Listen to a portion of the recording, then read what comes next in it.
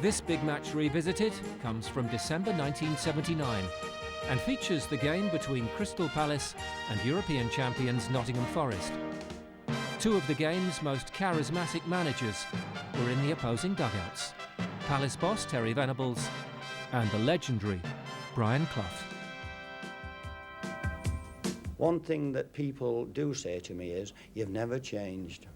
I shall see you next week, and the week after, and the month after, and the year after, and I shall put a trophy in front of you." Yes, Brian Clough in typical form, and we'll be hearing more from him later.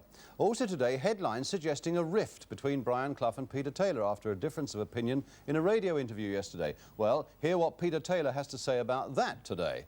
And that comes up after our main match today, which is the visit of Nottingham Forest to Crystal Palace. Also today, Middlesbrough against Southampton and Ipswich Town against Manchester City. 3 First Division games, and in them one totally unexpected moment, in another a quite amazing penalty incident, and if you're the sort of fan who is thrilled by exceptional goals and who isn't, well, we've got our share of those later in the programme as well. And don't forget Brian Clough too. Well, there's an air of excitement here in South London with the arrival of the European champions, and that mast, incidentally, here at Crystal Palace is the mast through which you're getting your pictures today. Well, they've got the same name, they've both played for England, and between them they cost something like £1.5 million. Jerry Francis on the right there, who cost Crystal Palace just under £500,000 from Queen's Park Rangers, had a sizable part to play in midfield for Crystal Palace that's helped the team to 3rd place in the table. Trevor Francis cost that £1 million when Forest bought him from Birmingham City, and although he's played 13 times this season, it's a bit surprising to find that he scored only 4 times, but his skill shines out for all to see. The Palace side for this game is still without striker Mike Flanagan, still got a hamstring injury, which may account for the fact they've scored only 9 times in their last 10 games and not at all in the last 2. But manager Terry Venables announces an unchanged side to face Nottingham Forest. Forest's recent unimpressive spell has been well publicised. It's surprising to find that they've not won in their last 7 away games, and they're still without skipper John McGovern in midfield. He's got a leg injury, and Brian Clough decided that he'll field the team that drew at West Ham in the League Cup in midweek. It's worth looking at both goalkeepers. John Burridge of Crystal Palace on the left there, openly admitting he used to travel miles in the Midlands just to stand behind Peter Shilton's goal to watch his techniques, and when John's had a problem, Peter is the first man he'd ring for goalkeeping advice. The referee today, it's Alan Robinson from Hampshire. And it's Nottingham Forest in an all-dark strip of red who get us away, attacking the goal to our left. Palace in their customary white strip with that red and blue band diagonally across the front. And here is Trevor Francis getting a cross in early on, and it's Paul Hinshelwood tucking it away for the corner. Palace unbeaten at home in the league this season. They've lost here against the Wolves in the League Cup. Forest, who've lost 5 of their last 7 away games. Now with a corner to be taken by John Robertson. Floated in there, Burridge coming for it with a fist, getting it away. And a good little break there by Peter Nicholas, finding Vince Hilaire. Murphy is up, and Walsh was in there as well, but it was stopped first by O'Hare and then by Burns, and here's Jerry Francis. That's an interesting ball there. And of all people, Jim Cannon, the skipper, right up there in an attacking position very early in the game.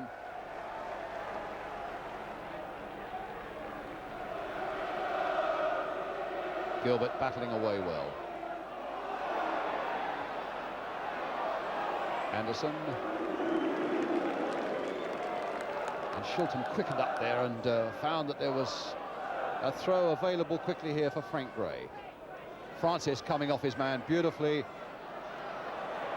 and showing a bit of pace and finding O'Hare and looking for the return as well. Sanson's there just in time at the expense of a corner.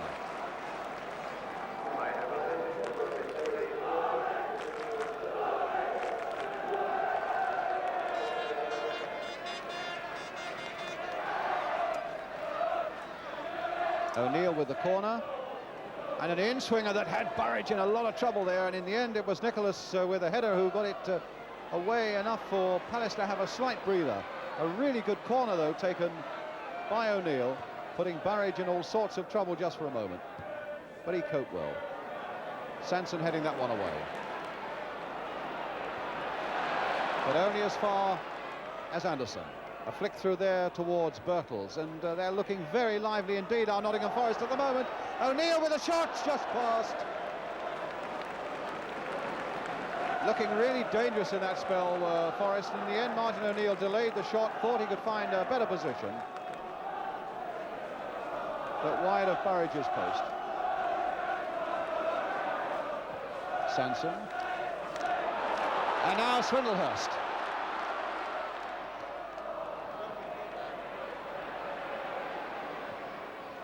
A deep cross there towards Nicholas. Gray has missed out completely. Nicholas with a shot.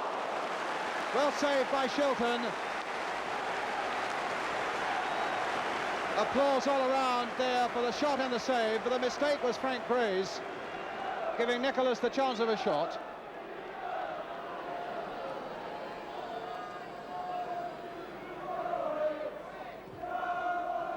And Shilton coming, there was a mass of bodies there, and flicked away. Well, it was Nicholas who very nearly, with some quick thinking, as that corner came in, and Shilton, heavily outnumbered, still managed to get a fist to it, couldn't get a lot of distance on it, and it was returned, and he was struggling really just to get that back over the bar for another Palace corner. Murphy again with it. Again Shilton is there, and he hasn't got it, but the whistle has gone.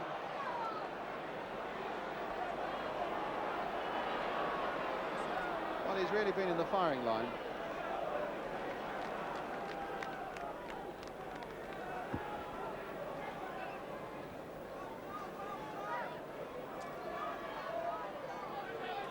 Robertson. And away goes Francis. Cannon there.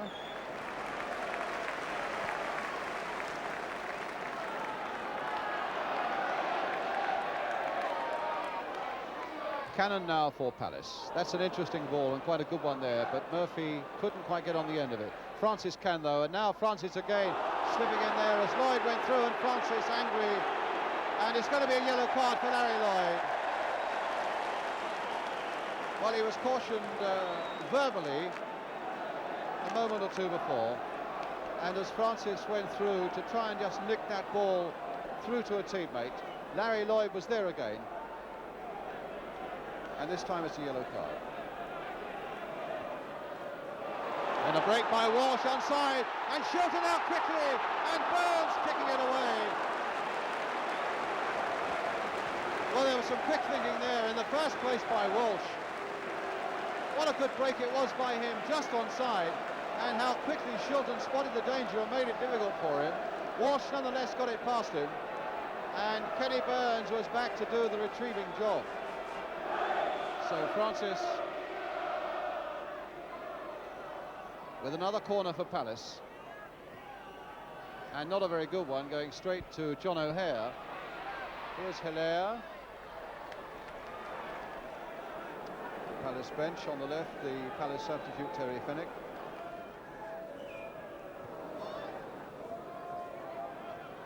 And now Hilaire. That's a good run, that's a good pass to Walsh. A chance for him here, he delayed for a moment, and it's gone in! Oh, the mistake was Shilton's.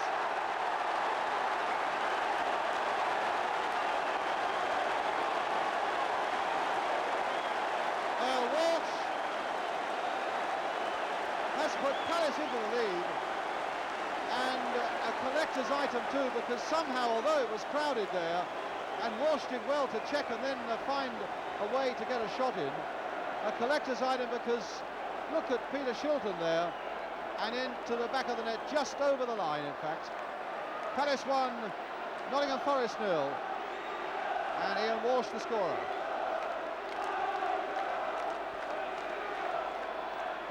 Birtles getting a corner off Jerry Francis.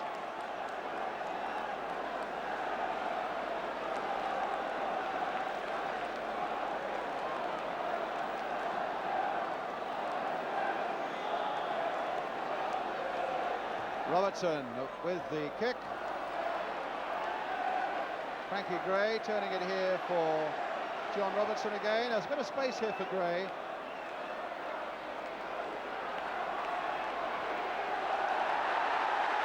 And now it's absolutely deafening here now as Hilaire takes it up.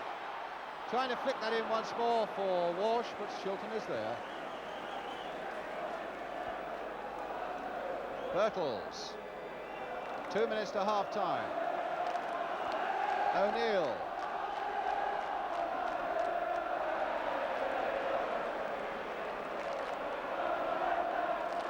I must say it's a tremendous ground for atmosphere when things are going well for Palace, as they are at the moment.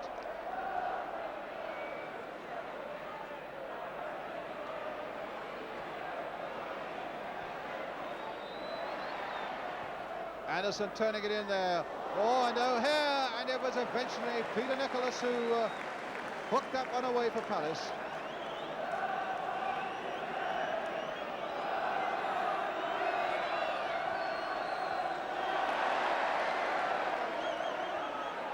It's with Frank Gray. Robertson. Gray. Curled in across there towards Martin O'Neill. And the linesman, I think, was flagging. Was he for an offside?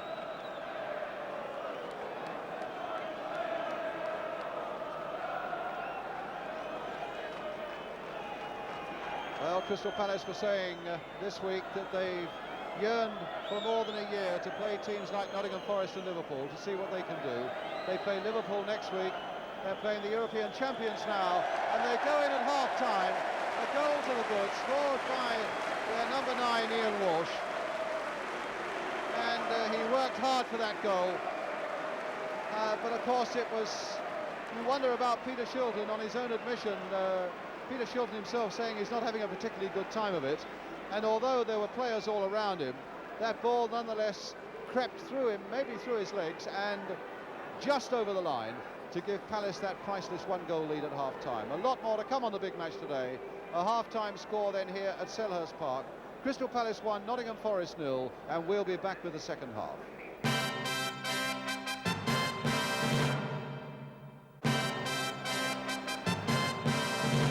Welcome back to Selhurst Park, where Crystal Palace now in the white strip attacking the goal to our left, leading Nottingham Forest 1-0. And since Palace have conceded only 4 goals in their last 7 games, it gives you an idea of what their defensive capabilities are, and really the task might be quite a hefty one for Forest at the moment.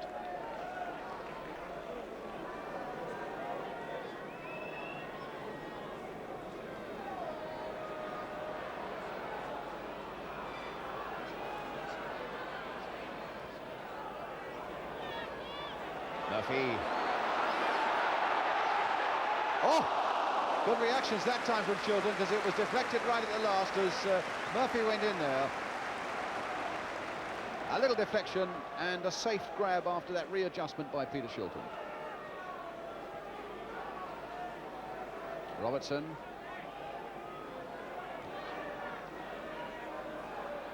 And now O'Neill. Robertson. Oh yeah, Frank Gray on the far side. Attacking Jerry Francis there, and really attacking him but leaving the ball behind, which was a problem. And Francis getting himself out of trouble well, finding Jim Cannon, and a long ball for Walsh to chase. Kenny Burns is there, getting in and nodding it back, in spite of a push in the back, which caused the linesman to flag, but the referee quite wisely saying play on with Forest in possession.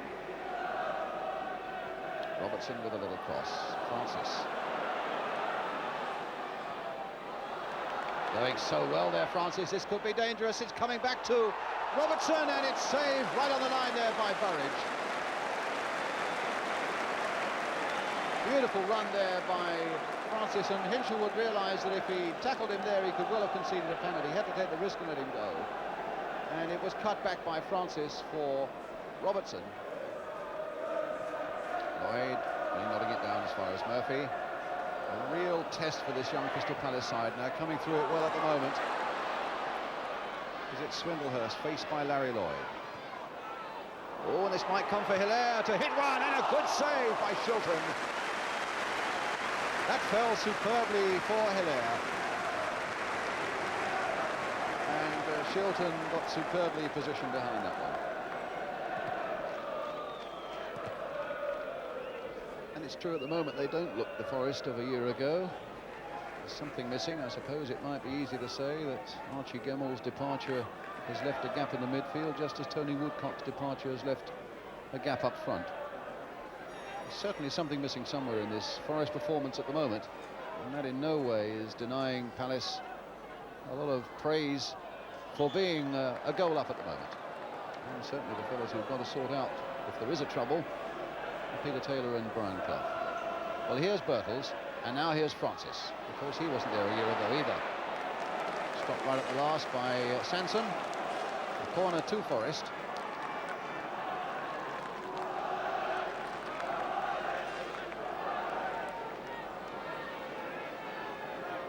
Martin O'Neill with his corner. Larry Lloyd's gone up into the 6-yard area. With a little flick on there and flick down. Well, it was Francis who got a header in, and somehow it was knocked off the line there. And here come Palace.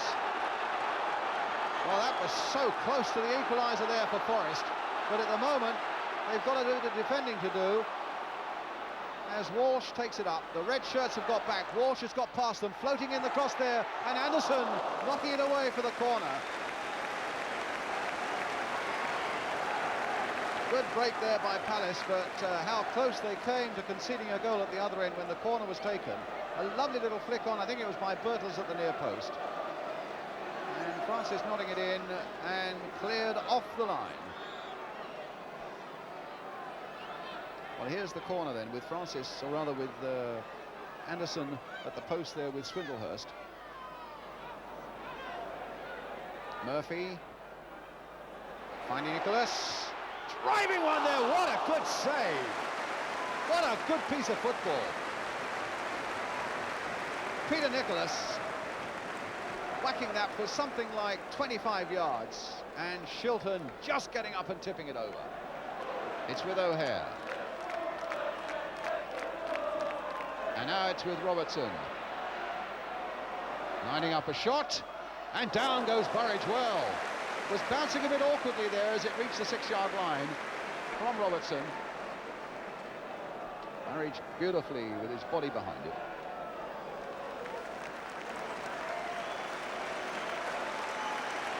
And in fact, it's going to be Jerry Murphy who goes off.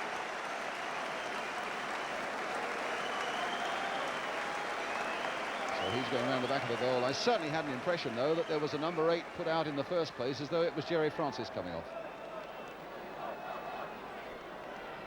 So Terry Fenwick, a midfielder. Sanson now to Cannon. Gilbert trying to get Swindlehurst on his way.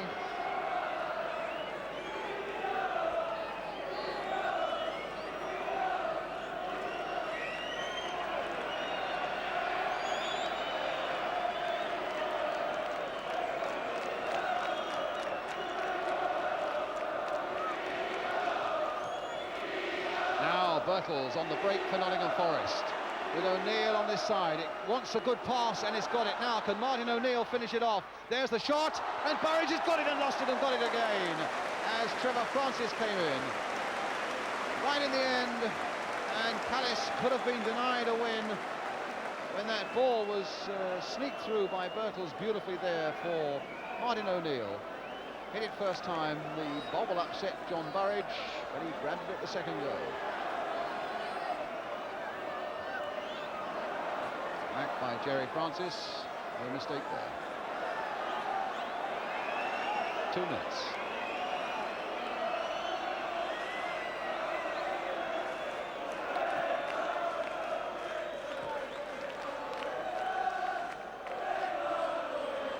Anderson played in again there for Francis.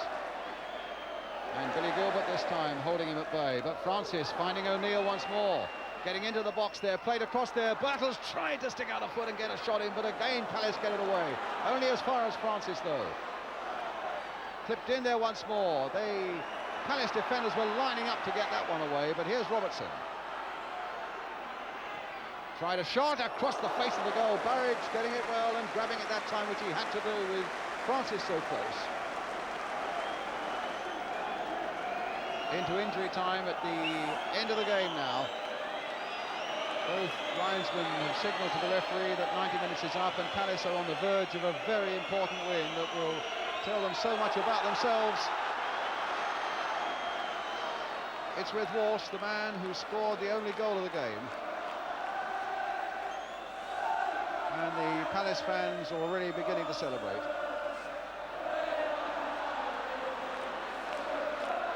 Out of play.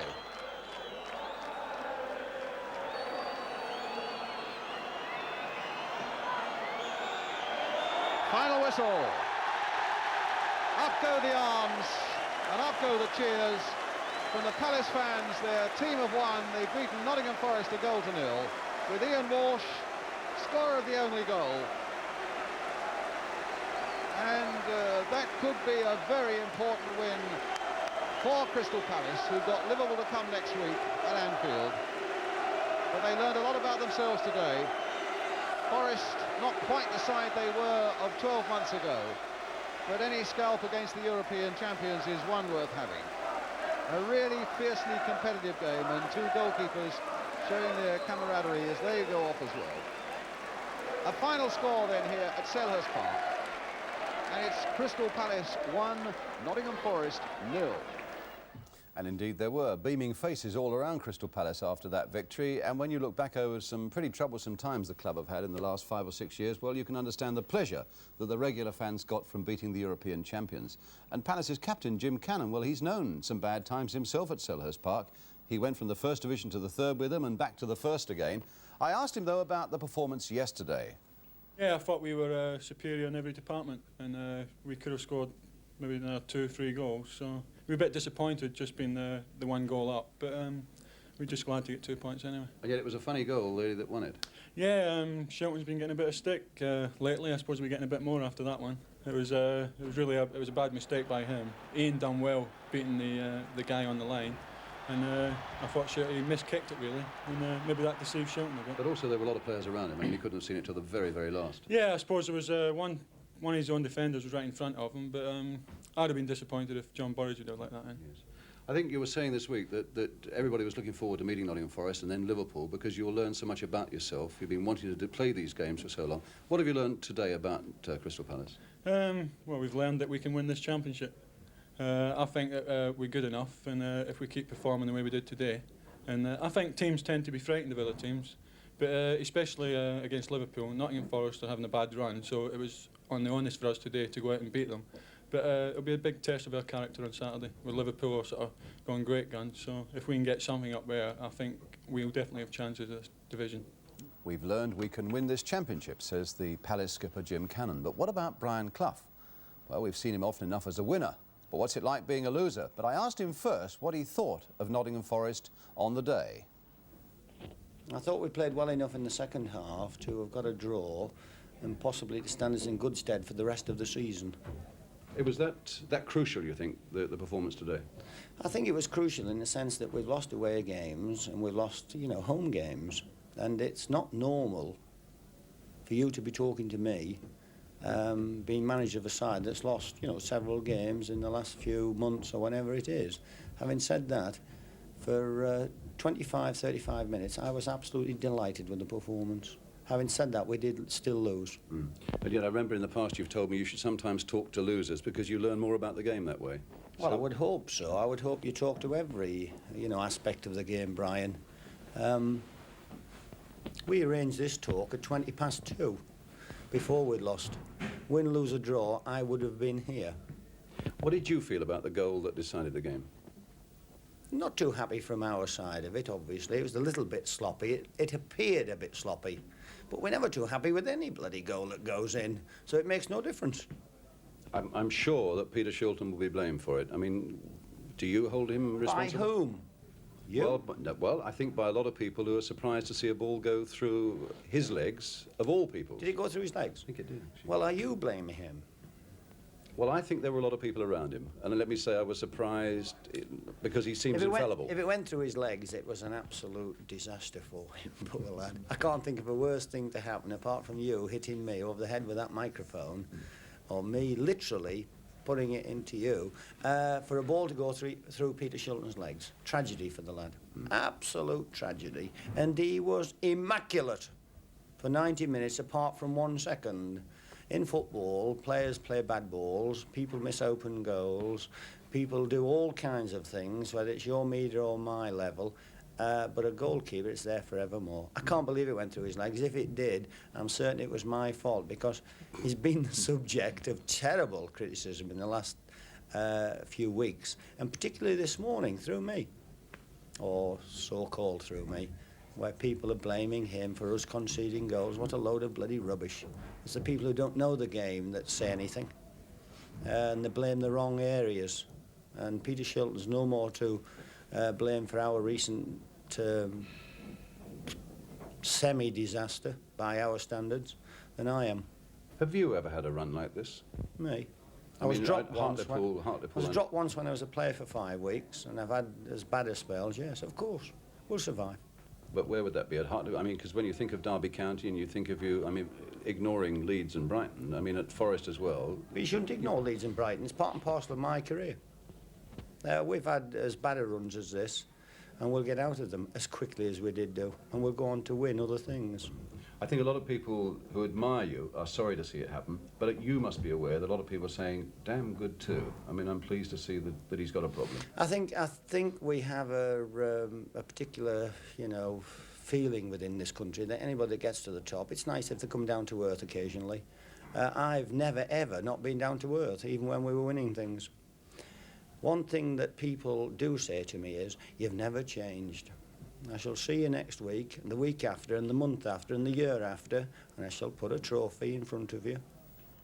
All right. Well, around that time, both men were being interviewed on the radio programme Sports Report, and Brian Clough spoke of management needing to work harder to get Forest out of trouble. Peter Taylor apparently took exception to that, and hence that talk of a rift between them. Well, today I spoke to Peter Taylor. A rift? There's no way that there's a rift between us. From time to time, Brian, like myself, I'm just the same. Off the cuff, we say things which, not damaging is not a word, which obviously deflate people. We say it about players, we say it about most people. I'm as guilty as Brian. Hey, I've been on the phone with Brian this morning about a player deal. We rift. If you'd have been on the bus coming back last night, Consumer got beat 1-0. It's absolutely ridiculous, Brian, regarding a rift. We always call a spade a spade. If Brian wants to make references that gets reactions from me or anybody else, hey, he's quite entitled to. That's always been the case. I often say make quotes that he reacts to, and I reacted to that one. There's no way. The only person that tried to drive a wedge between us, and he failed miserably, was a fellow called Sam Longson. With that close together on the matters of interest that matter, that's football. It's unbelievable. It's the happiest manager of all time. I think that quite clearly answers that point about a rift between Clough and Taylor. Well, at this point, we take a short break. And after it, we've got Middlesbrough against Southampton, some wonderful goals as Ipswich play Manchester City, and there's your letters as well. We'll be back.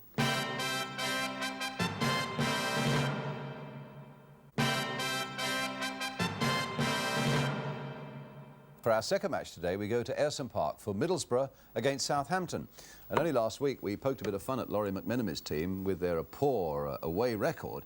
Well, we ought to see today whether it's the same old story or if indeed they can improve on it. The pictures come from Tyne Tees Television, where the commentator's Roger Thames. Southampton are in the light shirts.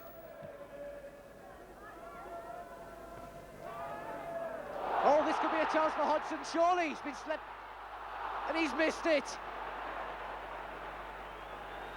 Well, David Hodgson had the chance then to give Middlesbrough the lead. Surprised, really, for the slip to let him in. Wells to beat, and he seemed to get an unlucky rebound, and the ball went away harmlessly for a goal kick to Southampton. Armstrong. Jankovic to McAndrew.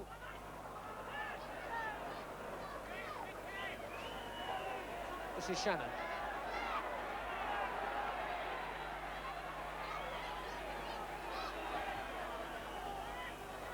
Williams tries the shot. Oh, and that's in. Steve Williams has given Southampton the lead.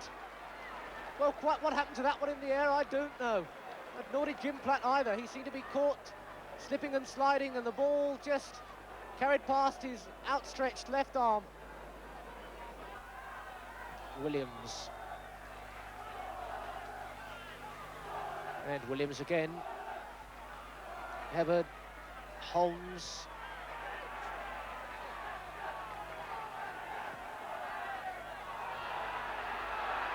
Peach. There's a man down injured. It's Graham Headley in the middle there. And Jim Platt was very grateful indeed to turn that one over from Trevor Hubbard.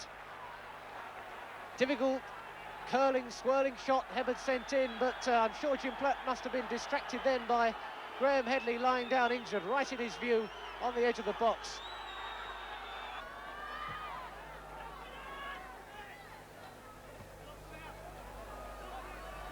Hodgson again, he's managed to turn Watson. Jankovic, chance here, he was pushed, surely. Ivan Golak pushed him, and that's a penalty. Yugoslav fouled Yugoslav then. Bosko Jankovic gets the congratulations, but of course that ball still has to be put in the back of the net. David Armstrong will be the man to take it. He's scored 2 penalties already this season. This one, as all of them, desperately important. And he saved it, but he could make it again, and Armstrong, no, the referee's disallowed it. And he's going to order the kick to be retaken, I presume, because Peter Wells must have moved too early. But that will be sad for David Armstrong, because it penalises him when he did at least follow up and take the advantage for it. So, still the crowd kept in suspense. Armstrong at the second attempt. And he saved it again! And there was nothing wrong with that one. But David Armstrong went for the other side this time, and Peter Wells was across to it. It wasn't the best struck penalty, and he pushed it out, and that again is a disaster for Middlesbrough. So an away win at last for Southampton. But why did the referee insist on that first penalty being taken again, denying Middlesbrough a goal? Well, clearly he blew too quickly. We stop it there, and the referee had spotted that the Southampton keeper was off his line.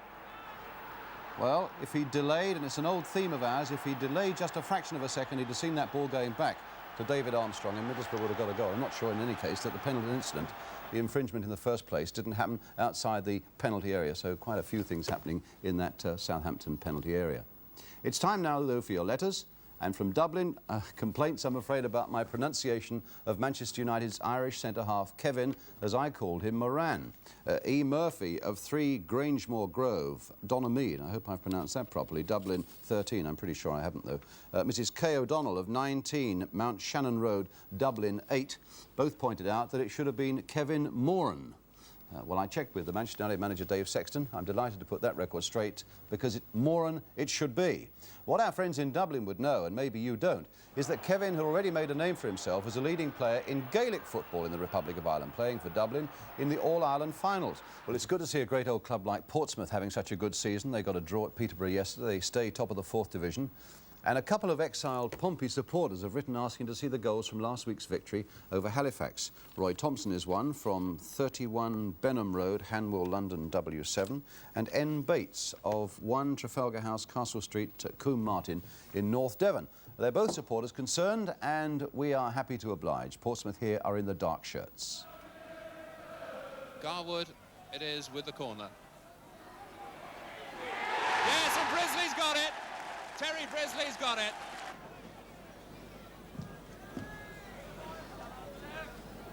Hemmerman with the flick on. Hemmerman again to Garwood. And Hemmerman suddenly away. He's got a chance here and a good stop. But it's there from Garwood. Colin Garwood gets his 17th goal of the season. The 9th Portsmouth corner of the match. And Halifax so far without a goal and without a corner. And really very little to show this afternoon for the long journey from the north. And it's there.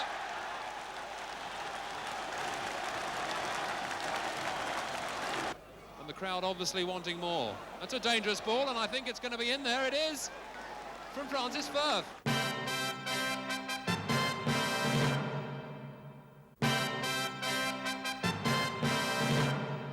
Well, now stand by for some really top-class action and some goals that I know you're going to enjoy as we come to Ipswich Town against Manchester City. Two teams that most people, I suppose, expected to be hustling away near the top of the table, but in fact have spent the first half of the season looking over their shoulders at the relegation situation. The pictures come from Anglia Television. Your commentator's Jerry Harrison. Ipswich here are in the white shorts. And Mariner's coming behind Booth here. Mariner recovering quickly. And couldn't get it to Tyson, but now Muren. Walk's gone in the middle. This is Mills. Fall for Gates, a lovely ball. And Mills, he's got an opening. Manchester City standing still and penalised with some beautiful play. Set up well by Mick Mills. And finished by Mills as well. Good stuff. Nice ball from Gates to Mills. Mills had started it, remember, and powered inside Corrigan's near post. 1-0, a great start for Ipswich. And in today's programme, Mick Mills was saying that he hadn't scored this season. Fullback Ray Ransom, just 18 years of age.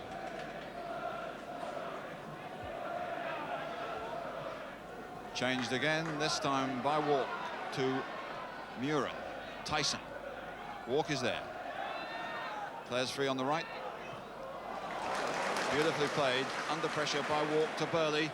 Forward to Mariner. This is looking good for Ipswich. Gates is in a good position here. Oh, it's in! It's a cracking goal. The build-up was superb. Corrigan beaten again.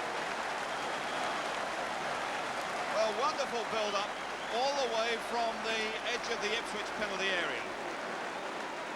And finally the ball is put through to Gates. Again, just inside Corrigan's near post. 2-0.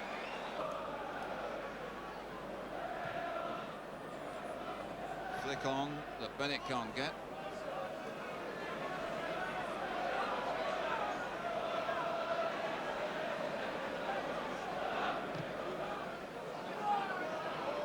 Mariner up nicely. Here's Gates again against Booth. Shot. A beauty from Gates. He really doesn't know what's hitting. Eric Gates with a real cracker. Well, the ball played up to Mariner. He runs off, but Gates goes on his own. 3-0. Mariner coming in with Booth. Osman.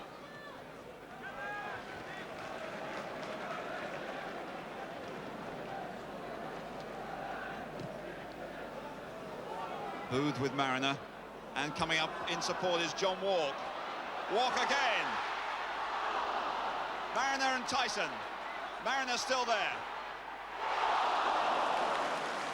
Great stuff. What a difference a couple of goals makes to the side and to the individual talents. They're looking so confident. Walk's tremendous run forward, so unlucky not to get a touch and a goal for himself. And then when it breaks out to Tyson and Mariner, Mariner's confident enough to beat his man and try and chip the big goalkeeper wide. Burley's still pumping it around. Muren.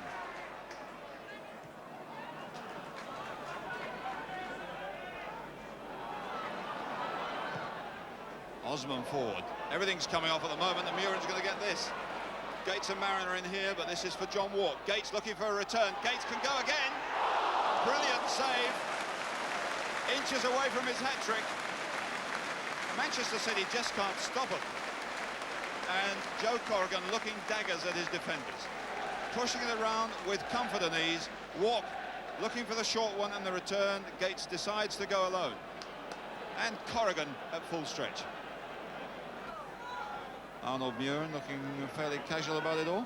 And a nice pass forward to Mariner, getting away from Booth, and Gates is away again, and Caton is miles off him. Caton standing and watching. Gates is in here.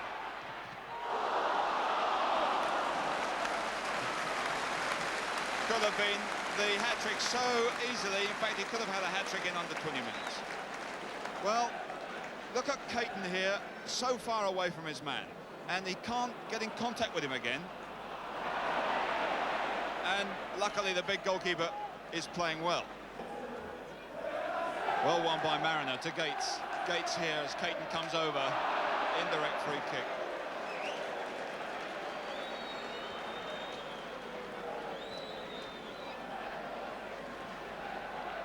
Just outside the area with Butcher and Beattie coming up over the other side.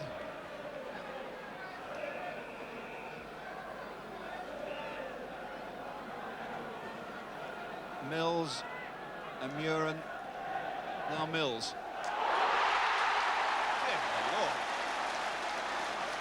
It's been disallowed. Oh, he's aghast at that, because that was beautifully worked. Really fooled his England squad colleague Joe Corrigan. Fella's diving around, doing decoy runs all over the place. Well, Corrigan was lucky to get away with that one, only because of an offside position by one of the players, I think, making the decoy run. Let's see who is offside. The player on the right, I think, as Mills whacks it in. Certainly not interfering, and that, I think, a harsh decision.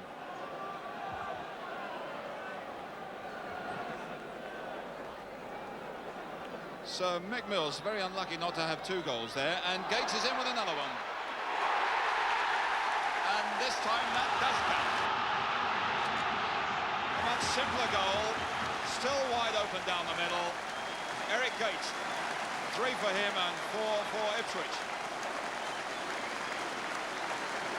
And the 2 front men working that beautifully between them. While still perhaps Manchester City picking up the debris of why that free kick was disallowed, but the ball comes back down the middle, flicked on by Mariner. Gates left on his own, a little nudge, and it's 4-0. Russell Osman and up and under. Butcher coming underneath Corrigan. Now Butcher's got a long way to get back, and Henry still with it. Oh, it's a good effort.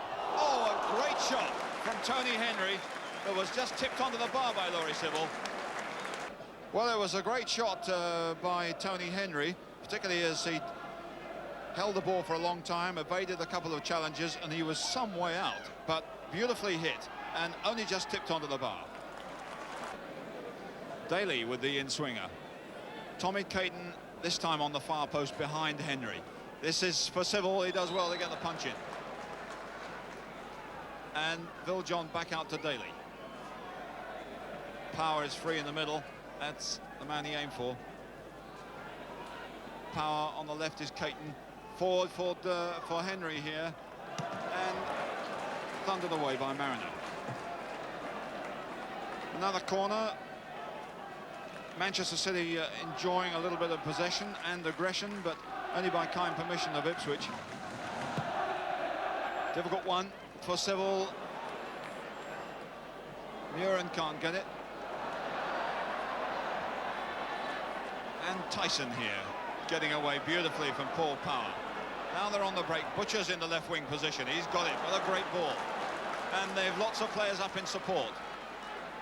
Butcher. Good cross. There's Mariner. Oh, it could have been in. It should have been. Another of those far post crosses which really didn't quite give him enough room. Good cross by Butcher. Again, the goalkeeper completely played out of it and booed there. In comes Mariner. I thought he might have got that one. 4-0 to Ipswich, that's how it finished, and I fancy that 2 of those Eric Gates goals, and perhaps even the one by Mick Mills, will get careful consideration when we come to choose our golden goal shortlist at the end of the season. Some really deadly finishing there by Bobby Robson's men. But why was the other Mick Mills goal disallowed? That's something we ought to clear up. Well, the free kick was for obstruction in the first place. That means an indirect free kick. It means that somebody must touch it on the way into the goal. You can see the referee there with his arm aloft indicating indirect free kick, which Mick Mills must have known about. Of course, Mick then goes on to whack the ball straight into the net. It doesn't hit anybody on the way. Quite rightly it was ruled out, and a goal kick was given by the referee. Just before we go, news today of Tommy Docherty, beaten up by so-called soccer fans on a train going north last night. He was detained in Stockport Royal Infirmary, where today they say he's fairly comfortable. Tommy's got a ruptured leg muscle. He had an operation this morning and will be in hospital for a few days. Well, that's it for this week. Thank you again for being with us, and what a remarkable collection of goals we've seen today. Mind you, they say it doesn't matter how you score as long as they go in. But of course, for David Armstrong of Middlesbrough, he couldn't get it right in 2 attempts from 12 yards. Important. And he saved it, but he could make it again, and Armstrong... No, the referees disallowed it. Armstrong at the second attempt. And he saved it again! And we've seen how one of the world's best goalkeepers was reduced to a state of high embarrassment. Good pass to Walsh. A chance for him here. He delayed for a moment, and it's gone in! Oh, the mistake was Shilton's. And also how Eric Gates scored 2 goals he and we will remember for a long time. Forward to Mariner. This is looking good for Ipswich. Gates is in a good position here. Oh, it's in! Mariner up nicely. Here's Gates again against Booth. Oh, a brilliant shot!